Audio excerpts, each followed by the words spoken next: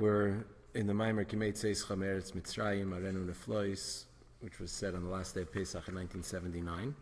We started on Tuesday, and we're now in the middle of chapter 2. So, just to get up to date what we said, to summarize what we said on Tuesday,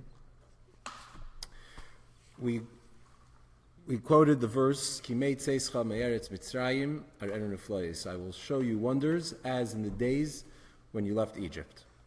The question is asked, this is the Zohar notes this as well, that the verse uses the word Kimei, is the days in the plural, and the question is, we left Egypt, it was only one day. When we crossed over the border out of Egypt, we were out. From Ramses to Sukkot, then we were out. That happened in one day. It wasn't days of leaving Egypt, it was one day. And furthermore, in the verse in the Torah that talks about remembering, the commandment to remember the Exodus on a daily basis, Laman Tizkar is Yom Tzeitcha Meretz Mitzrayim Kol Yimei Chayecha, in order for you to remember the Exodus of Egypt, the day you left Egypt, all the days of your life, which is the source for this commandment, one of the 613 commandments, which is to remember the Exodus, recall the Exodus every single day. So there it says Yom Tzeitcha, the day you left, because it was one day. That seems to be more appropriate. So the explanation that the Rebbe quotes from a Maimer of the previous Rebbe, which this Maimer is based on, from 1948, he says that leaving Egypt is a process. True, we left the physical, geographical Egypt in one day, but the days of leaving Egypt represents the process of leaving Egypt. The process of, we said Egypt, in Hebrew, Mitzrayim, comes from the root word Meitzar, which means constraint, limitation. And leaving Egypt then means, metaphorically, timelessly, it means going out of limitation, going out of boundaries that enslave us, that constrain us, that limit us. And so every day we're in the process of leaving Egypt, going out of that constraint, that limitation. And that leads us, that process continues all the way till the time of Mashiach. So when we say Kimei Tzeitcha Meretz Mitzrayim, the days left Egypt, that's because what's going on? What? We say the days, that's because that's all a process till we reach the redemption. Mashiach is referred to as the pirates, the boundary breaker. And when Mashiach comes, that's when we will have shed all constraints and limitations. And so all that time up until that point are considered days of leaving Egypt. It's a process of leaving the constraints of the physical world. We need to get a little bit more specific in terms of what that means. And so in chapter 2, he prefaces by saying that this is why in the Maimer, the Frierdiker Rebbe, the previous Rebbe, points out that this verse, Kimei Tzeitcha Meretz Mitzrayim, our title of our discourse here, is referring to the redemption. Because, as he says, Arenu Neflois, I will show you wonders, that's a reference to the wonders that we will see at the time of the ultimate redemption. So since we're saying that we're leading up, the days since the end of the verse is referring to the ultimate redemption. So the beginning of the verse is, again, the process. How do we get to Arenu Neflois? How do we get to that process? That's through Kimei, the process, the continual process of leaving Egypt. That's in the plural, meaning that process that goes on throughout our lifetimes, that goes on throughout history. Okay, and every day we go higher and higher.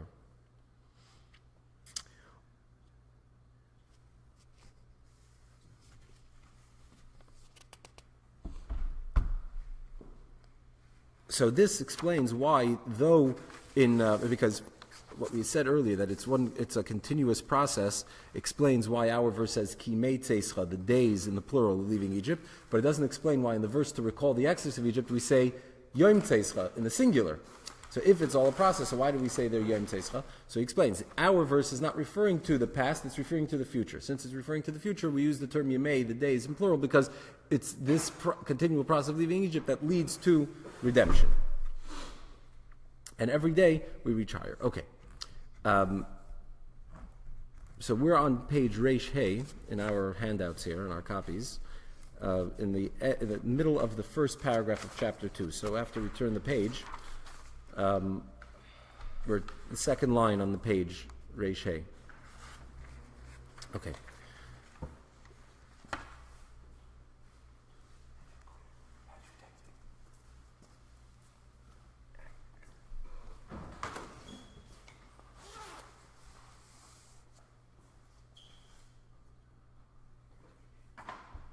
Ki inyan di Yitzias Mitzrayim, sha'al yada yavoyu legeula asida, this idea of leaving Egypt, through which we then reach the future redemption, hu hayitzia miMitzrayim b'pam harishona, b'yom echad. This process begins with the first leaving of Egypt, the first exodus, which happened in one day.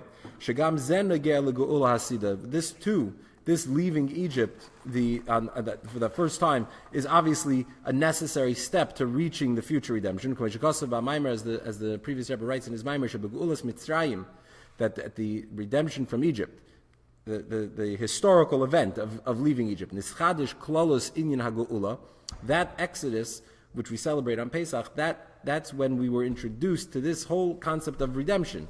V'niftach hatzinor al kol, and that opened the spout, it opened the door, it paved the way for all future redemptions. Mehagolius shel achri golos Mitzrayim, of the later exiles that followed the exile of Egypt. Gam al Geula Asida, including the ultimate redemption. So the leaving Egypt, that first time, that was the first step also in reaching the future redemption, because that opened the door, it paved the way for all future redemptions, including the final one. So that's number one.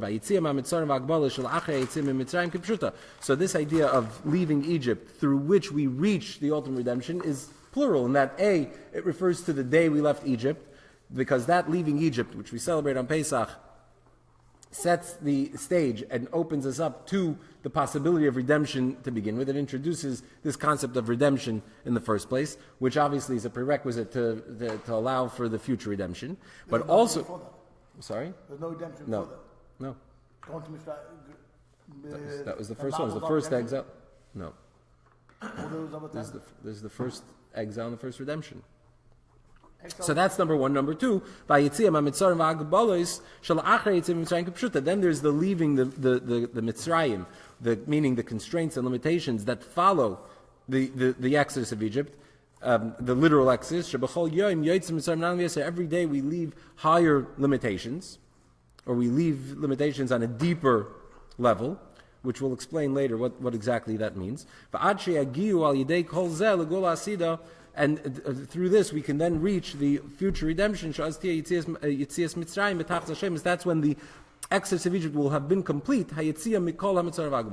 So when we left Egypt that first time, it wasn't a complete redemption from Egypt. Yes, there was a physical exodus from a geographic location, a place called Egypt, from Mitzrayim, and we left Egypt. That happens in one day. But the concept of redemption only started then. It'll be completed when we leave behind not just the physical Mitzrayim, the physical Egypt, but also all personal, inner, spiritual, and emotional limitations as well. So, our original one was one in Golos. He didn't leave Golos. We're still in that Golos. So, we just said that the first one was the first redemption. It was the first redemption. It was the first Golos of the Jewish people. Yeah. It was the source of all Golos, and it was the source of redemption. So what emerges for here, we have a deeper, better understanding of an answer to the question we asked. We asked, why is Kimei Tzeis Chameretz Mitzrayim Aaron Flois? Why does it say Kimei in the plural? So he explains so we said it's a continuation, it's one continuous process of leaving Egypt, but here it's a little more clarified. You could say that what the Rebbe is saying here is that there's Kimei in the plural. It's almost as if we're saying there are 2 days of leaving Egypt. There's one day, meaning the historical account of the Exodus, which happens in one day. That's the one physical Exodus of Egypt. But then there's the other day, and that's the daily personal leaving constraints, limitations behind. So now we see that, and all this leads to our end of place. Leading up to the redemption is this process of both that began with leaving Egypt 3,329 years ago, and the daily leaving of your personal Egypt, shedding of the personal constraints and limitations. V'nimtza, we're in the next paragraph here in chapter 2. So it turns out, so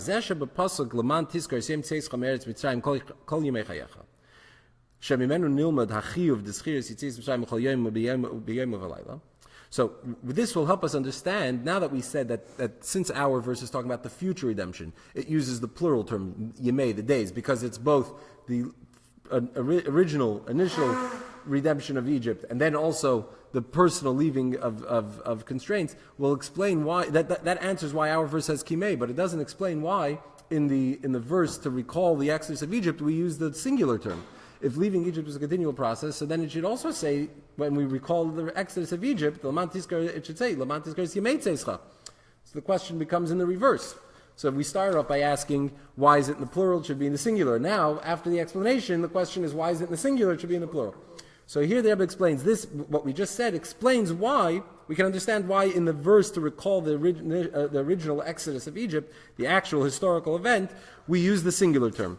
Which from there we learn the obligation to remember, to recall the Exodus by day and by night, daily. So why over there is Ksiv Yom Tzeitcha Meretz Mitzrayim Yom Lashon Yachid? Why does it say the day you left Egypt in the singular? This is Ki Ha'inyan D'Yetzias Mitzrayim B'chol Yom, because the daily leaving Egypt, who be'ikr, is primarily Hayetzia Ma'amitzrayim D'Lu Umazeh. It's primarily leaving behind the limitations of unholiness. Ubechlalus, which what is this referring to? So generally, this refers to Hayetzia Ma'amitzrayim V'Agbalos, the constraints and limitations that prevent us that prevent and withhold us from limud haTorah v'kiyum mitzvahs, from learning Torah and doing mitzvahs. So when we recall the initial exodus of Egypt, what we're recalling is, what we're saying is that the reason we have to be mindful of it is because every day we also have to leave Egypt. But why is it then the singular, not the plural? Because the primary the focus of leaving Egypt on a daily basis, as we recall the initial one, is just as in the initial one. There was a physical Pharaoh who was physically oppressing the Jewish people and holding them back from serving God. And then the Exodus releases them, and now they're free to serve God. So the same idea, on a daily basis, the first stage, the first aspect of leaving Egypt has to be like that one, in the singular, which is... Like running away from the Tumah, it seems, right? Yeah, that's why they escaped. We're not talking about the idea of Gibarach Ha'am, the idea of escaping from Egypt. We're talking about the Exodus, the redemption from Egypt. That idea, yeah, sometimes you have to run away from it. That's already part of the method and the process of how that's done, how you have to be, how you can free yourself. The haste was because we were on that Yes. moment of almost hitting 50. Right. Correct. But that's a detail and an aspect in how we actually are supposed to leave Egypt. What's the way to do it? If you're trapped in Egypt, how do you get out? So you have to escape. But here we're talking about just the general concept of leaving Egypt. So on a daily basis, what that means is freeing yourself, rising above all the obstacles that withhold you from learning Torah and doing mitzvahs, from behaving the way Jews should behave. If we look at note 13, Re'egam Tanya, Reish Perek Mem Zayin, Seed Tanya, beginning of chapter 47, where the Alter Rebbe says, the Alter Rebbe is talking about the daily exodus of Egypt, the idea of recalling the exodus daily, and he explains over there, the Inyan Yetzias Mitzrayim Shebechol Yom, this idea of daily leaving Egypt, why we're commanded to recall the exodus is because every day we have to leave Egypt is primarily who Yetzias Nefesh Alikis Mimaiser Haguf Mishcha Dechivya. The primary experience of leaving Egypt on a daily basis is the freeing, the liberating of the godly soul from the imprisonment in the body, which is referred to as the hide of the serpent, the skin of the serpent that blocks and withholds us, prevents us from serving God. So the body can serve as an obstacle, gets in the way of the soul wanting to serve God, and the daily exodus of Egypt primarily is overcoming that obstacle, freeing yourself from the limitations of the body that prevent you from serving God. This idea that the primary daily memory of leaving Egypt is related to overcoming the obstacles that prevent us from serving God, simply learning Torah and doing mitzvahs, that's related to Yom Tzeitcha, the day you left Egypt, in the singular. This recalls that specific historical event. Why? The B'yitzias Mitzrayim, because when we left Egypt, when the Jewish people became servants of God and not servants of Pharaoh, so the strength, the power was given to every single Jew. That when it comes to matters of Torah and performing the mitzvahs, he should be free, liberated from all worldly matters, including matters of the exile, since my ownership takes precedence, my document, my bill of sale comes first. What does this mean? What does it mean when we say that we left Egypt, that we became free? Right? We were freed from Egypt. It says, God says, Moshe tells Pharaoh, you have to let the people go so they can serve God. So essentially what we were doing is we were exchanging one master for another. We were exchanging Pharaoh for God. So we can compare the two and say maybe God's a better master. Maybe that's debatable. But either way, we're still serving someone. So first we're serving Pharaoh, who's a ruthless dictator, an anti-Semite, but going from serving Pharaoh to serving God, we're exchanging one master for another. So what does it mean that we're freed when we leave Egypt? And it wasn't just that we were freed from Egypt, now that we're emancipated, now we're free, and then a little while later God said, you know what, you're sitting around, you have nothing to do, come serve me. It was part of the process. We left Egypt in order to serve God, right? As we said, Moshe tells Pharaoh, let the people go so they can serve God. So the whole point of leaving Egypt is to become God's servants. So what does it mean then that we become free? And what does it mean that leaving Egypt makes us free to serve God? So we're free to serve. So, right, so does that mean that we're free or not? Free to make good choices. What do you mean? Or bad choices. Well, right. But to serve would be a good choice. Yeah, and What's freedom? What's freedom? It's the term mitzvahs.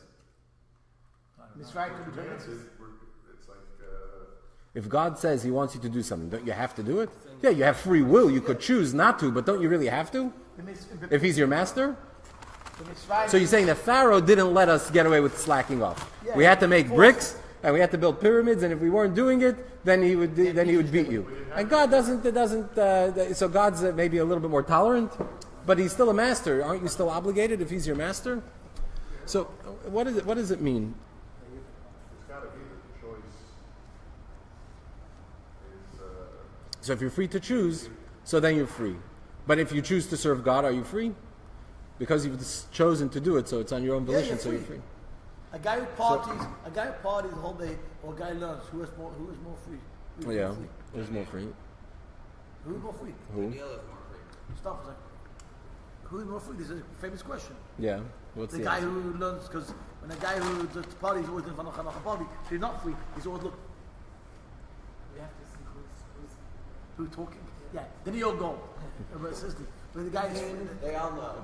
but the guy who's free is someone who's had 10 minutes. It's not someone who's 10 minutes. It's whole hemshire we're talking about, because it's a guy who's Yeah, but what does that mean? Why is that? because he's not he's So- giving to the animal soul. A guy who's gives it to the animal soul is not free. Why? Because He chooses to give it to his animal soul. So why is he not free? Because he's always looking for another party. So he's controlled But again, and also specifically, we say God wants us to be freed from Pharaoh so we can serve Him. Pharaoh is like Yitzhahara. Right. Well, that's what we're saying now, as we remember today. Sold a new master. Right. You're exchanging one master for another. No, but we have. So things like this. When you Things turn like into this. you're a free person. A guy. we're more free to serve Hashem than we were to serve Pharaoh. I think that's what I was asking. Because if you know you're going to David Smith. put to death, Can we name people? you're not choosing to work. You don't work, you're going to get. Well, you could also choose to not work and then get and then suffer the consequences. But so the thing is, it's not really about choice, because you can be free to choose whatever and still remain a slave. The idea of freedom, when we say that we leave Egypt to become God's servants, and that the idea of being serving God represents freedom, we can explain like this. What does freedom mean? So freedom is a relative term. It depends on what we're talking about. So for instance, if you look at a flower, what makes a flower free? A flower is free when it has sunlight. Well, depending on the flower, I guess. Some thrive in different climates. But it has the climate, the environment that it needs to thrive and flourish and grow when it's watered and taken care of. Right? And if a flower has that, it blossoms, it blooms, and it grows, and that's freedom for a flower. Now you could say the flower, though, is rooted to the ground. So it's not free to move. So if I were to snip the flower cut it out of the ground. Would now the flower be freer? No, now the flower would be deader. It would be in the process of dying. So that's not freedom for the flower. So being free to move is not freedom for a flower. The flower needs to be rooted in its source, and given the proper climate and environment to be able to maximize its potential, which is to be a blooming flower. Can I make a suggestion? Yeah. There's a difference between freedom to and freedom from. So I think you have to Yeah. distinguish. Right. But that is yeah. Because freedom from oppression is Right. different than freedom to make a choice to do something. Right. Your Right. liberation. Right. So I'm not trying to be semantic. Right. No. That's true. There's freedom to and freedom for. Absolutely. And this relates to what we're saying. So you can be free to go wherever you want, but are you free? If you're a flower and you're cut off, now you're free to do whatever you want, but that's not right. So let's take the next step. Now, if you take an animal and you were to give the animal everything it needs, you give it its food, you take care of it, you give it proper shelter, put it in a great climate, but you keep it chained to a post, is that animal free? They don't care. An animal doesn't care. You think he had no emotions? Okay, but let's not get into that conversation. Is an animal free if If I it's chained to a David, post? You know, I give him that. If I take David and tie him up, okay, and I give him everything he wants, Sforim, filling and things, and tied up, is he free? I think what you're talking about is different. Like somebody who's in a prison, but who's thinking about, I want to gather the wax to my cellular menorah. So maybe he's tied, Yeah, so- he's not physically free. Well, we'll get to humans in a second. What's freedom for an animal? Freedom for an animal includes being free to roam. Mobility. So you give an animal everything, all the freedoms you've offered the flower, and yet the animal is still not free. A human being, if you gave a human being the freedom to roam and to do whatever they want, to choose, freedom to, right, to do whatever they want, and freedom from any kind of limitation, is that human free? So again, it would depend. If you are going to strongly censor what that human is allowed to know and study and explore, then you can't say the human is free. A human being is primarily an intellectual, intelligent, inquisitive being, and if you don't allow the human being to express that curiosity, you don't allow a human being to think and to explore, then you can't say that the human is free. So we see that freedom means different things, and essentially what it means is the idea, the being free to self-actualization. So it's not any number of things that make something free or circumstances, but it's the ability to maximize, to be the most you can be. Have free choice. So for a human, if that means intellectual pursuit, if a human is not afforded the opportunity to pursue, to get an education, to be educated, to study, and to learn, and to ask, then they're not free. What about what's freedom for a godly soul? So if a godly soul is a part of God, and God is infinite, then the godly soul needs to be able to climb infinitely, to come closer to God, which is an infinite pursuit, and constantly climb higher and higher. Well, the idea that if it's a part of God that wants to remain connected to God and connect to God, then the godly soul needs to be afforded an opportunity to perform mitzvahs, to study Torah, and to reach ever higher, continually reach higher. So that's freedom for a godly soul. So being in Egypt meant that when Pharaoh's desires and his will came before God's will, that stifles the soul.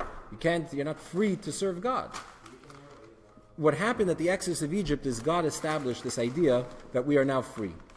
And no longer can exile or physical circumstances, we were able to, what happened was we were able to break free of the grasp of the physical world and of a physical master and dictator. Now, even though dictators have come, even though we have all kinds of external pressures from the physical world that do limit us, but we have the ability to rise above it because we are now free people, meaning since we enter into that bond with God and we are servants of God, God says, Shtari Koida, my document comes first, meaning I take precedence. It's like if you sell somebody your car, and then the next day you're to sell it to somebody else. So who gets the car? First guy. The first guy. Why? Because his bill of sale, his contract comes first. So the second guy, it's an invalid sale. And the first one it has precedence. So the same thing, God now takes us to be his servants, and now that responsibility comes before anything else. And let's take a look at. So that's what we're saying here. That since the primary daily leaving Egypt, when we recall the Exodus of Egypt, the primary thing is to be free of the physical limitations of the physical world and constraints. That was set in motion when we left Egypt. That sets this whole process going, and that now the physical world cannot prevent us, cannot keep us from serving God. Yeah? So that's why when we say Laman Tizkar Yom Tzeitcha Meretz Mitzrayim, it's in the singular. Because Laman Tizkar Yom Tzeitcha Meretz Mitzrayim, remember the day you left Egypt, is telling us to recall what happened then. And why do we have to recall today what happened 3,300 years? Why don't we get over it? Because we have to leave Egypt today. And why is it in the singular? Because just as then we became free from the constraints of Pharaoh, and we acquired this essential freedom, we're now defined as free. So the same thing is every single day we wake up in the morning, imprisoned in our bodies, imprisoned to the pressures and the stresses of the world around us, and we have to recall the Exodus. Remember that we need to break free of that as well. Okay, so that's why in our verse the Kimei says is talking about the future. It's in the plural because there's the recalling the Exodus, there's the freeing ourselves of the physical constraints, the things that hold us back from serving God, from learning Torah and doing mitzvahs. And then there's leaving the spiritual constraints, which we'll get to soon. We haven't addressed those yet. We're going to get to. That's Kimei, because we're looking to the future. What's a prerequisite to the coming of Mashiach? But when we're recalling the past, we remember in the singular, because what happened then, we left the physical constraints, and the same thing is every day, as the Alter Rebbe, we quoted from Tanya in note 13, every day the process of leaving Egypt daily is freeing ourselves, freeing the soul from the imprisonment of the body. Let's take a look at note 15 and 16. Let's read those notes. How are we doing on time? We're okay? I want to finish. Okay. Okay. Note 15. Lahoyer, we said that when we left Egypt, so we were given the strength, every Jew is given the strength with regard to Torah and mitzvahs, that we should be free from all pressures of the physical world, of the material world. So note 15, he says, Lahoyer gam misefer gvurus Hashem lemaral miprag. Note what the Maral writes famously in his Sefer Gvuras Hashem, where he says the Begeulas Mitzrayim, that at the redemption from Egypt, the liberation from Egypt, Kiblu Bnei Yisrael Maila Atzmis, the Bnei Chayrin. That when we were released from Egypt, the Maral says we received this essential freedom. We are now, our definition is that we're free. The Mohus, the essence of a Jew, is that he's free. And this circumstance, this temporary, transient circumstance of that we find ourselves in exile, doesn't diminish, doesn't undermine, doesn't undo this idea of the essential quality of freedom. Right? And this relates to what we're talking about, that when we leave Egypt and we become God's servants, we are now free from anything else. Nothing else can be imposed on us, because we're now servants of God and free to be really free, which is to express our soul, which cuts to our core, to who we are. Yeah, this all makes sense? Yeah. Okay. Note 16, where he says that the Jew is free. So we're given the strength, because what does it mean we're given the strength? That now our definition is that we're free. And then he says that we can overcome any obstacle, any limitation of exile, including the very concept of finding ourselves in exile. And he says, in note 16, as the famous statement of the previous Rebbe, which the previous Rebbe we know was incarcerated, was arrested in 1927, and he was released from prison. Now, what happened was he was facing capital punishment when he was imprisoned, and ultimately that sentence was commuted, and he was sentenced to 12 years of harsh labor and exile, right? Which was also shortened eventually. But anyway, he was sentenced to labor in the exile city of Kastrama. So before he was transferred from prison in the Shpalerna prison to Kastrama, at the train station before he left, he spoke, said a sikha, and he said famously these words. This is on his way. This is on Gimel Tammuz Tafresh Pei Zayin, Gimel Tammuz 1927, as he's boarding the train to go into exile. Now it turns out he was only in exile for 11 days, for 10 days, and then 10 days, and then he was released on Yud Beis Tammuz, but still he was going initially for a longer time. And this is what he said on his way: Sherak haguf halach begalus v'lei neshama, that only our bodies go into exile, but not our souls. When again, Torah mitzvahs, and regarding Torah mitzvahs, haben mir iden leif sich nit kein deezager. That when it comes to Torah mitzvahs, Jews have nobody that can offer an opinion that could prevent us from serving God. So even if we're going to be imprisoned, we're going to be exiled, that's only the body that's exiled. But the soul, the godly soul that we have, which is, as we said, that was what was freed, that became free at the exodus of Egypt, nobody can control it, nobody could keep that exiled. Okay. So that's with regard to the pasuk Yom Laman Tizkar Seim Tzeitcha Meretz Mitzrayim. Let's go back inside up on top of the pasuk Kimei Tzeitcha Meretz Mitzrayim Aaron Neflois. And with regard to our pasuk here, as the days you left Egypt, I will show you wonders. So here it says Ksiv Kimei Lashon Rabim in the plural. Why? Because in order to reach the future redemption, which is what the reference of Aaron Neflois is. So since the wonders that we're going to see at the future redemption are wonders even in relative to the wonders and the miracles that we saw when we left Egypt. So since the future redemption is going to be a greater redemption than the redemption from Egypt, to the extent that the prophet says, the wonders of the future redemption are going to be wonders even relative to the past one. So since we're talking about a higher form of redemption, so therefore the leaving of the exile has to be, the leaving of the Mitzrayim, of the constraints, has to be a higher form of exodus. Specifically every single day, you'd see him in Mitzrayim, leaving higher constraints. Therefore he says Kimei in the plural. So to sum up what we said here, when we recall the exodus of Egypt, which we have to do every day, that means that every day we have to leave Egypt just as we did then, that singular leaving Egypt, meaning that we have to recognize that the physical world and the external pressures, the material pressures, have no bearing on us, can't keep us down, we're free to serve Hashem. And nothing can get in the way to keep us back and prevent us from serving God. That's as we look to the past and we look to our daily freeing ourselves from the animal soul and from exile, from all those external pressures. But when we're talking about preparing for the future redemption, so here this requires, since the future redemption is a deeper redemption, a higher redemption, so therefore the exodus has to be a deeper and higher exodus. Meaning it's not enough to just leave the limitations of the body, of exile, of external pressures, but the internal ones, even the spiritual ones, which we have yet to identify what that means.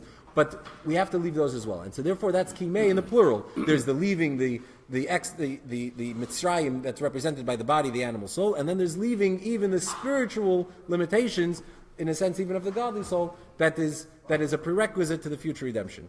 Just the one last note, he mentioned, we're not going to have a chance probably next week to get back to it, he mentions that our Enu Neflois, I will show you wonders, means that the wonders of future redemption are greater than the wonders. They're going to be wonders even regarding the wonders and the miracles of Egypt. So really, this verse can be understood in a few ways. When we say Arenu Neflois, it could mean Arenu Neflois, I'm going to show you wonders like the wonders of Egypt, that just like you saw miracles then, I'm going to show you miracles in the future, and it means that they're the same.